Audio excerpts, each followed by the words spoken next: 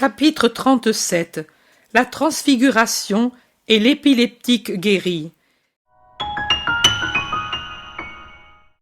Qui parmi les hommes n'a jamais vu au moins une fois une aube sereine de Mars?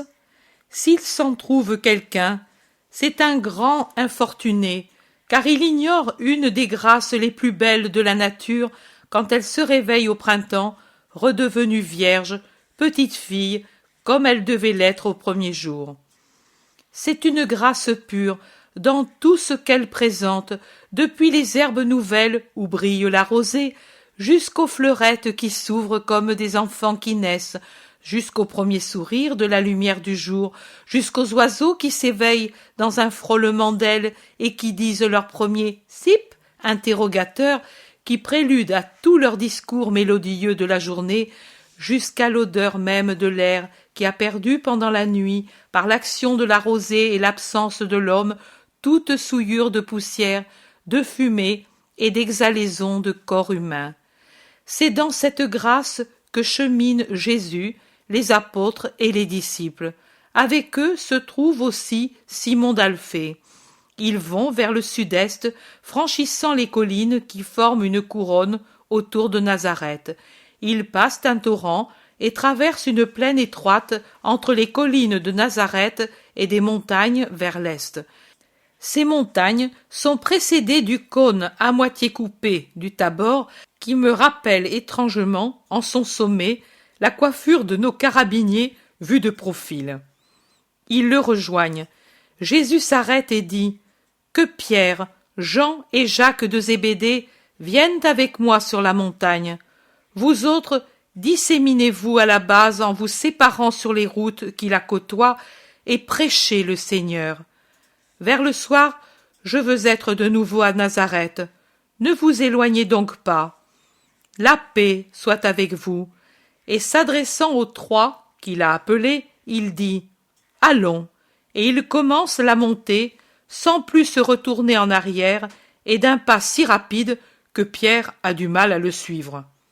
À un arrêt, Pierre, rouge et en sueur, lui demande hors d'haleine « Mais où allons-nous? Il n'y a pas de maison sur la montagne. Au sommet, il y a cette vieille forteresse. Veux-tu aller prêcher là? » J'aurais pris l'autre versant, mais tu vois que je lui tourne le dos. Nous n'irons pas à la forteresse, et ceux qui y sont ne nous verront même pas. Je vais m'unir à mon Père, et je vous ai voulu avec moi, parce que je vous aime. Allons vite. Oh, Monseigneur, ne pourrions-nous marcher un peu plus doucement et parler de ce que nous avons entendu et vu hier et qui nous a tenus éveillés toute la nuit pour en parler? Au rendez-vous de Dieu, il faut toujours se rendre rapidement. Allons, Simon-Pierre, là-haut, je vous ferai reposer. Et il reprend la montée. Jésus dit, joignez ici la transfiguration que tu as eue le 5 août 1944, mais sans la dictée qui lui est jointe. Après avoir fini de copier la transfiguration de l'an dernier, PM copiera ce que je te montre maintenant. Je suis avec mon Jésus sur une haute montagne. Avec Jésus, il y a Pierre, Jacques et Jean. Ils montent encore plus haut, et le regard se porte vers des horizons ouverts dont une belle et tranquille journée permet de voir nettement les détails jusque dans les lointains. La montagne ne fait pas partie d'un ensemble montagneux comme celui de la Judée. Elle s'élève isolée et, par rapport à l'endroit où nous nous trouvons, elle a l'Orient en face, le Nord à gauche, le Sud à droite et en arrière, à l'ouest, la cime qui dépasse encore de quelques centaines de pas. Elle est très élevée et l'œil peut découvrir un large horizon.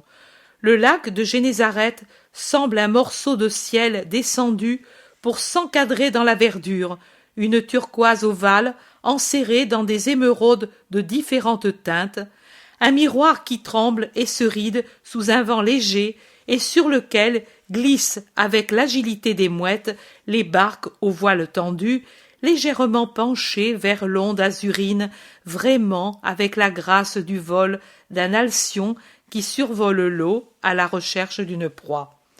Puis voilà que de l'immense turquoise sort une veine, d'un bleu plus pâle là où la grève est plus large, et plus sombre là où les rives se rapprochent, et où l'eau est plus profonde et plus sombre à cause de l'ombre qui projette les arbres qui croissent vigoureux près du fleuve qui les nourrit de sa fraîcheur. Le Jourdain semble un coup de pinceau presque rectiligne dans la verdure de la plaine. Des petits villages sont disséminés à travers la plaine des deux côtés du fleuve. Quelques-uns sont tout juste une poignée de maisons, d'autres sont plus vastes, avec déjà des aires de ville. Les grandes routes sont des lignes jaunâtres dans la verdure, mais ici, du côté de la montagne, la plaine est beaucoup mieux cultivée et plus fertile, très belle. On y voit les diverses cultures, avec leurs différentes couleurs, riant au beau soleil qui descend du ciel serein.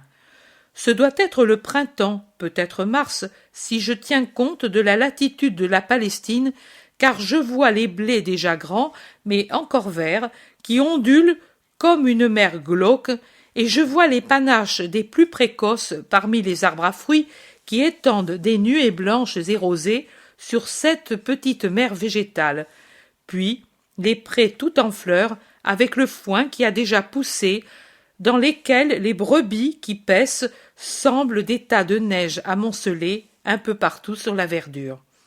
Tout à côté de la montagne, sur des collines qui en forment la base, des collines basses et de peu d'étendue, se trouvent deux petites villes, l'une vers le sud et l'autre vers le nord. La plaine, très fertile, s'étend particulièrement et avec plus d'ampleur vers le sud. Jésus, après un court arrêt à l'ombre d'un bouquet d'arbres qu'il a certainement accordé par pitié pour Pierre, qui dans les montées fatigue visiblement, reprend l'ascension. Il va presque sur la cime, là où se trouve un plateau herbeux que limite un demi-cercle d'arbres du côté de la côte. Reposez-vous, amis, je vais là-bas pour prier. Et il montre de la main un énorme rocher, un rocher qui affleure de la montagne et qui se trouve par conséquent non vers la côte, mais vers l'intérieur, vers le sommet. Jésus s'agenouille sur l'herbe et appuie sa tête et ses mains au rocher dans la pose qu'il aura aussi dans sa prière au Gethsémani. Le soleil ne le frappe pas, car la cime lui donne de l'ombre, mais le reste de l'emplacement couvert d'herbe est tout égayé par le soleil jusqu'à la limite de l'ombre du bouquet d'arbres sous lequel se sont assis les apôtres. Pierre enlève ses sandales, en secoue la poussière et les petits cailloux, et il reste ainsi déchaussé, ses pieds fatigués dans l'herbe fraîche, presque allongé, la tête sur une touffe d'herbe qui dépasse et lui sert d'oreiller. Jacques l'imite, mais pour être plus à l'aise, il cherche un tronc d'arbre pour s'y appuyer le dos couvert de son manteau. Jean reste assis et observe le maître, mais le calme de l'endroit, le petit vent frais, le silence et la fatigue viennent aussi à bout de lui, et sa tête tombe sur la poitrine et les paupières sur ses yeux. Aucun des trois ne dort profondément, mais ils sont sous le coup de cette somnolence estivale qui les étourdit. Ils sont éveillés par une clarté si vive qu'elle fait évanouir celle du soleil et qui se propage et pénètre jusque sous la verdure des buissons et des arbres sous lesquels ils se sont installés. Ils ouvrent leurs yeux étonnés et ils voient Jésus transfiguré. Il est maintenant tel que je le vois dans les visions du paradis, naturellement sans les plaies et sans la bannière de la croix, mais la majesté du visage et du corps est pareille, pareille en est la clarté, et pareil le vêtement qui est passé d'un rouge foncé à un tissu immatériel de diamants et de perles qui est son vêtement au ciel. Son visage est un soleil qui émet une lumière sidérale mais très intense, et ses yeux de saphir y rayonnent. Il semble encore plus grand, comme si sa gloire avait augmenté sa taille. Je ne saurais dire si la clarté qui rend phosphorescent même le plateau provient tout entière de lui, ou bien si, à sa clarté propre, se mélange toute celle qu'a concentrée sur son Seigneur toute la lumière qui existe dans l'univers et dans les cieux. Je sais que c'est quelque chose d'indescriptible. Jésus est maintenant debout, je dirais même qu'il est au-dessus de la terre, car entre lui et la verdure du pré, il y a une sorte de vapeur lumineuse, un espace fait uniquement de lumière, et sur lequel il semble qu'il se dresse. Mais elle est si vive que je pourrais me tromper, et l'impossibilité de voir le vert de l'herbe sous les pieds de Jésus pourrait venir de cette lumière intense qui vibre et produit des ondes, comme on le voit parfois dans les incendies. Des ondes, ici, d'une couleur blanche incandescente. Jésus reste le visage levé vers le ciel et il sourit à une vision qui le transporte.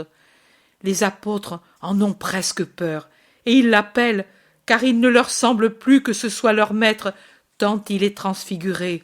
« Maître, maître !» appelle-t-il doucement, mais d'une voix angoissée. Lui n'entend pas. « Il est en extase !» dit Pierre tout tremblant. « Que peut-il bien voir ?» Les trois se sont levés. Ils voudraient s'approcher de Jésus, mais ils ne l'osent pas.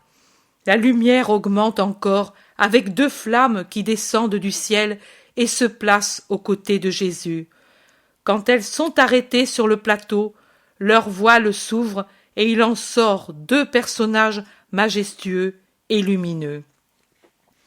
L'un est plus âgé, au regard perçant et sévère, et avec une longue barbe séparée en 2.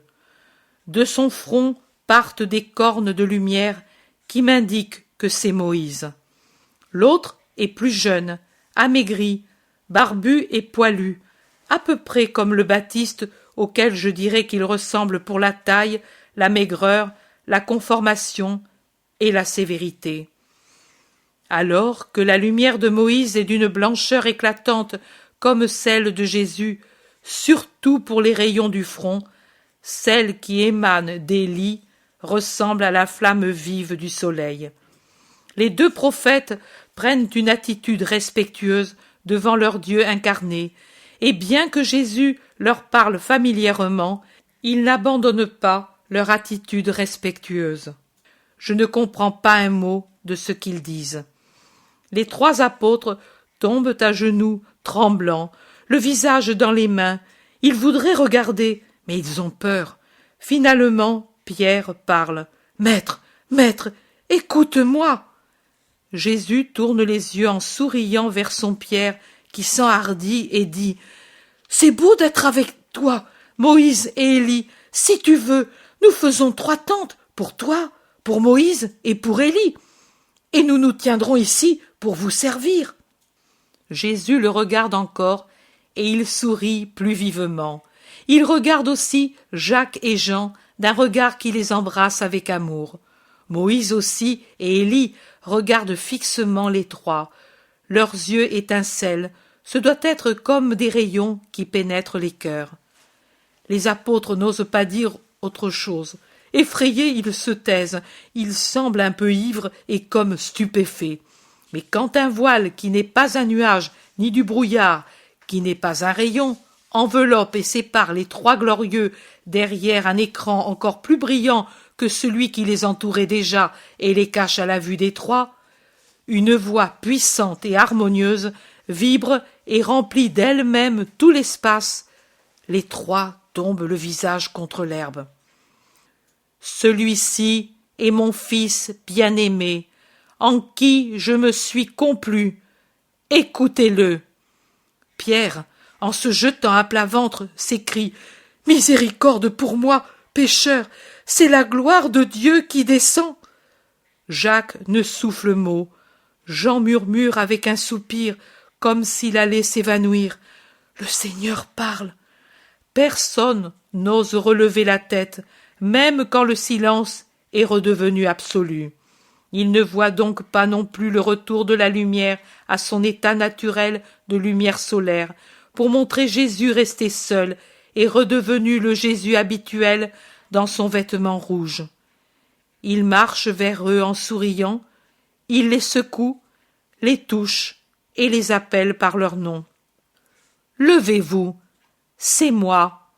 Ne craignez pas, dit-il, car les trois n'osent pas lever le visage et invoquent la miséricorde de Dieu sur leurs péchés, craignant que ce soit l'ange de Dieu qui veut les montrer au Très-Haut. « Levez-vous donc, je vous le commande, répète Jésus avec autorité.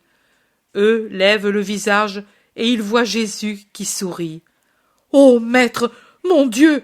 s'écrie Pierre, « comment ferons-nous pour vivre auprès de toi, maintenant que nous avons vu ta gloire ? Comment ferons-nous pour vivre parmi les hommes, et nous, hommes pécheurs, maintenant que nous avons entendu la voix de Dieu ? Vous devrez vivre auprès de moi et voir ma gloire jusqu'à la fin. Soyez-en dignes, car le temps est proche. Obéissez au Père, qui est le mien et le vôtre. Retournons maintenant parmi les hommes, parce que je suis venu pour rester parmi eux et les amener à Dieu. Allons, soyez saints, en souvenir de cette heure. Soyez forts et fidèles. Vous aurez part à ma gloire la plus complète. Mais ne parlez pas maintenant de ce que vous avez vu. À personne, pas même à vos compagnons. Quand le Fils de l'homme sera ressuscité d'entre les morts et retourné dans la gloire de son Père, alors vous parlerez. Parce qu'alors il faudra croire pour avoir part à mon royaume. Mais Élie ne doit-il pas venir afin de préparer à ton royaume ? Les rabbis le disent. Élie est déjà venu et il a préparé les voies au Seigneur. Tout arrive comme il a été révélé, mais ceux qui enseignent la révélation ne la connaissent pas, ne la comprennent pas, ils ne voient pas et ils ne reconnaissent pas les signes des temps et les envoyés de Dieu. Élie est revenu une première fois, il reviendra une seconde fois quand les derniers temps seront proches pour préparer les derniers à Dieu. Mais maintenant, il est venu pour préparer les premiers au Christ, et les hommes n'ont pas voulu le reconnaître. Ils l'ont tourmenté et mis à mort. Ils feront la même chose au Fils de l'homme, car les hommes ne veulent pas reconnaître ce qui est leur bien. Les trois penchent la tête, pensifs et tristes, et ils descendent par le chemin par où ils sont montés avec Jésus. Et c'est encore Pierre qui dit dans une halte à mi-chemin, « Ah, Seigneur, je dis, moi aussi, comme ta mère hier, pourquoi nous as-tu fait cela ? Et je dis aussi, pourquoi nous as-tu dit cela ? Tes dernières paroles ont effacé de nos cœurs la joie de la vue glorieuse. C'est une grande journée de peur que celle-ci. Ce qui nous a d'abord effrayés, c'est la grande lumière qui nous a éveillés plus forte que si la montagne avait brûlé, ou que si la lune était descendue pour rayonner sur le plateau, sous nos yeux. Puis ton aspect et ta façon de te détacher du sol, comme si tu allais t'envoler. J'ai eu peur que toi, dégoûté des iniquités d'Israël, tu ne retournes aux cieux, peut-être sur l'ordre du Très-Haut. Puis j'ai eu peur de voir apparaître Moïse, que les gens de son temps ne pouvaient regarder sans voile, tant resplendissait sur son visage le reflet de Dieu. Et c'était un homme, et maintenant c'est un esprit bienheureux et enflammé de Dieu.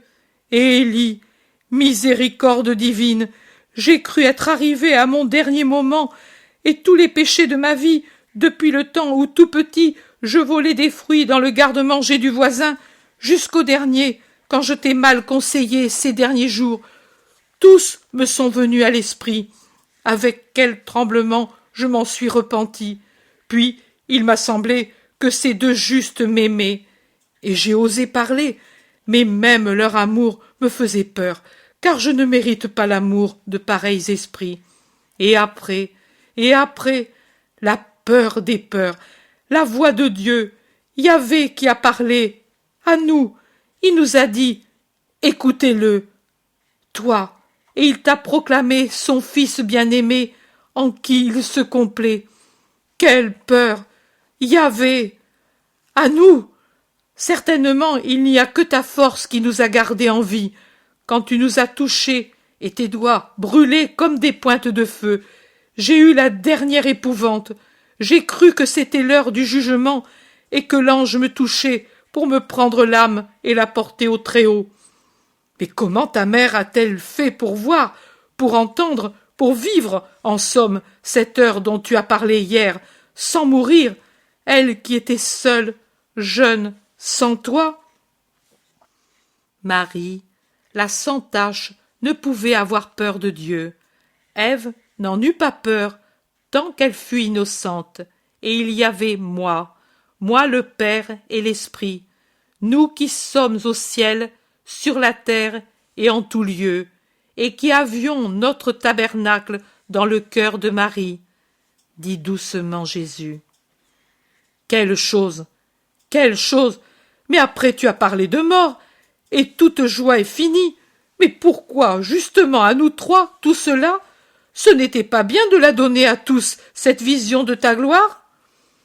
C'est justement parce que vous vous évanouissez en entendant parler de la mort, et mort par supplice du Fils de l'homme, que l'Homme-Dieu a voulu vous fortifier pour cette heure et pour toujours par la connaissance anticipée de ce que je serai après la mort. Rappelez-vous tout cela pour le dire en son temps. Avez-vous compris? Oh oui, Seigneur, il n'est pas possible d'oublier, et ce serait inutile de le raconter. Ils diraient que nous sommes ivres.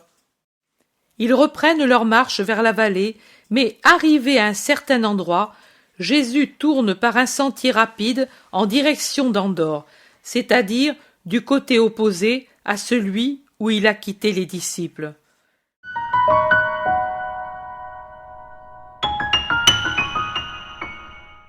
L'intérêt pour les écrits de Maria Valtorta ne cesse de grandir. Et les fruits récoltés, vocation, conversion, sont immenses.